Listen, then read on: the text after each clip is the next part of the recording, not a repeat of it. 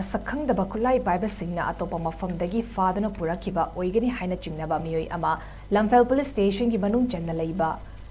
ꯂꯥꯡꯒꯣꯜꯒꯤ ꯀ꯭ꯔꯤꯞꯁꯥ ground ꯃꯌꯥꯗ ꯅꯣꯡꯃꯩꯅ ꯀꯥꯞꯇꯨꯅ ꯍꯨꯟꯗꯣꯛꯂꯝꯂꯦ ꯍꯥꯏꯔꯤ꯫ ꯃꯤꯑꯣꯏ ꯑꯗꯨꯒꯤ ꯈꯨꯕꯣꯝꯒꯤ ꯁꯔꯨꯛꯇ ꯅꯣꯡꯃꯩ ꯃꯔꯨ ꯑꯃ ꯄꯥꯟꯕꯗꯒꯤ ꯁꯣꯛꯂꯕ ꯃꯤꯑꯣꯏ ꯑꯗꯨꯒꯤ ꯃꯃꯤꯡ ꯂꯩꯁꯥꯡꯊꯦꯝ ꯀ꯭ꯔꯤꯇꯤ ꯉꯥꯟꯕ ꯆꯍꯤ 19 ꯑꯄꯣꯛꯄ ꯑꯉꯧ ꯀꯧꯏ ꯆꯨꯔꯆꯥꯟꯄꯨꯔ ꯃꯥꯟꯗꯞ ꯂꯩꯀꯥꯏꯗꯒꯤꯅꯤ ꯍꯥꯏꯔꯤ꯫ ꯍꯧꯖꯤꯛꯅ ꯂꯥꯡꯒꯣꯜ ꯒꯦꯝ ꯚꯤꯂꯦꯖꯇ ꯂꯩꯕꯅꯤ꯫ ꯖꯦꯅꯤꯝꯁ ꯍꯣꯁꯄꯤꯇꯥꯜꯗ ꯁꯦꯀ꯭ꯌꯨꯔꯤꯇꯤ ꯑꯣꯏꯅ ꯊꯕꯛ ꯇꯧꯕꯅꯤ ꯍꯥꯏꯔꯤ꯫ ꯅꯥꯀꯜ ꯑꯃꯔꯣꯝꯗ ꯅꯣꯡꯃꯩꯅ ꯀꯥꯞꯇꯨꯅ ꯁꯣꯛꯍꯜꯂꯝꯂꯕ ꯂꯩꯁꯥꯡꯊꯦꯝ ꯀ꯭ꯔꯤꯇꯤ ꯉꯥꯟꯕꯕꯨ ꯑꯔꯥꯝꯕꯥꯏ ꯇꯦꯡꯒꯣꯜ ꯌꯨꯅꯤꯠ 11 ꯆꯨꯔꯆꯥꯟꯄꯨꯔꯒꯤ ꯀꯃꯥꯟꯗꯔ ꯃꯣꯏꯔꯥꯡꯊꯦꯝ ꯕꯣꯕꯣꯅꯤ ꯍꯥꯏꯖꯤꯟꯗꯨꯅ ꯁꯣꯁꯤꯌꯦꯜ ꯃꯤꯗꯤꯌꯥꯗ ꯁꯟꯗꯣꯔꯛꯂꯤꯕ ꯑꯁꯤ ꯑꯔꯥꯟꯕꯅꯤ ꯍꯥꯏꯅ ꯁꯦꯡꯗꯣꯔꯛꯂꯤ꯫ ꯑꯔꯥꯝꯕꯥꯏ ꯇꯦꯡꯒꯣꯜ ꯌꯨꯅꯤꯠ 11 ꯆꯨꯔꯆꯥꯟꯄꯨꯔꯒꯤ ꯀꯃꯥꯟꯗꯔ ꯃꯣꯏꯔꯥꯡꯊꯦꯝ ꯕꯣꯕꯣꯅ ꯃꯍꯥꯛ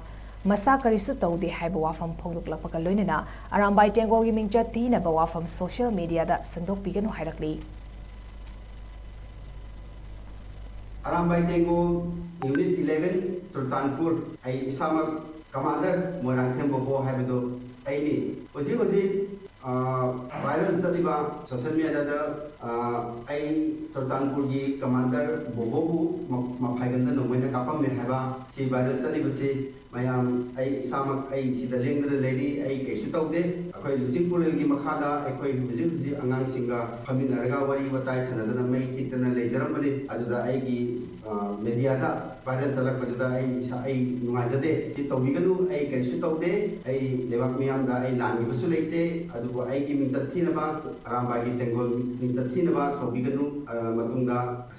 asigumba masak khangdana mafam rang khangdana migi ning ama bo hekta sizinarga Arambai Tengol bu mingchat thinaba tawiganu hai khuromjari।